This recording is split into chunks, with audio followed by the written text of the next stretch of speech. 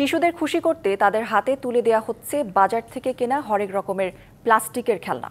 কিন্তু অনেকেই জানেন না, দেশের বাজারে বিক্রি হওয়া শিশুদের প্লাস্টিকের খেলনার ৭০% রয়েছে অতিমাত্রায় বিষাক্ত ভারী ধাতু।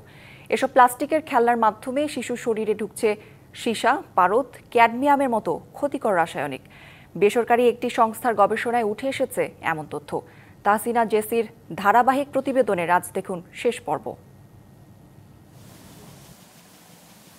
শিশুরা খেলতে ভালোবাসে। ছোট শিশুর আনন্দ উদযাপনের অন্যতম অনুষঙ্গ খেলনা। জন্মের পর থেকেই নানা প্লাস্টিকের খেলনা নিয়ে খেলতে খেলতে বেড়ে ওঠে শিশু। অনেকে আবার শিশুকে মোবাইলের নেশা থেকে দূরে রাখতে ধরিয়ে দেন বাজার থেকে কেনা নানা রকমের প্লাস্টিকের খেলনা। কিন্তু অনেকেই জানেন না, বাজার থেকে কেনা নিম্নমানের প্লাস্টিকের খেলনায় মারাত্মক ঝুঁকিতে পড়ছে শিশুর স্বাস্থ্য।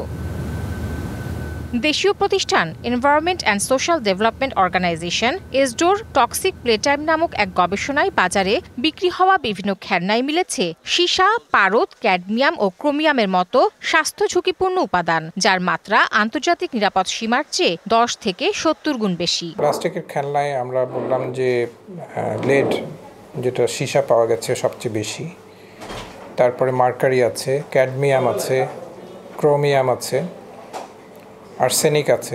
গবেষণায় জানানো হয়, সংগৃহীত 70টি নমুনায় নিরাপদ মাত্রার তুলনায় 10 থেকে 70 গুণ বেশি ভারী ধাতু পাওয়া গেছে। এসব খেলনার বেশিরভাগই রিসাইকেল প্লাস্টিক থেকে তৈরি। চিকিৎসকরা বলছেন, এসব ক্ষতিকর উপাদান তৈরি করছে শিশুর জন্য মারাত্মক স্বাস্থ্য ঝুঁকি। বাচ্চাদের ক্ষেত্রে মাইক্রোপ্লাস্টিকের ক্ষতিটা বেশি, কারণ ওদের অর্গানগুলো সব ইম্যাচিওর থাকে, ওদের লিভারটা ইম্যাচিওর থাকে, এই জিনিসগুলোকে ডিটক্সিফাই করতে পারে না, যার কারণে হচ্ছে আমাদের হোল বডিতে আসলে প্রতিটা সেলে গিয়ে এটা সেল ড্যামেজ করে ফেলছে। বাজারের কম দামি প্লাস্টিকের খেলনার মান নিয়ন্ত্রণ জরুরি বলে মনে করেন বিশেষজ্ঞরা। দেশের ভেতরে যে আপনার প্রিয় কাপড়ের যত্নে এলো এনজাইম সমৃদ্ধ Arik silver wash detergent powder 500 গ্রাম মাত্র 70 টাকা। Primark.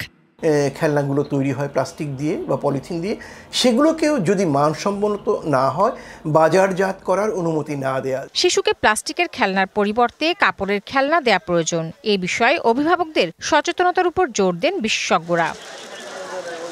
Tahsina Jessy, DBC news, Dhaka.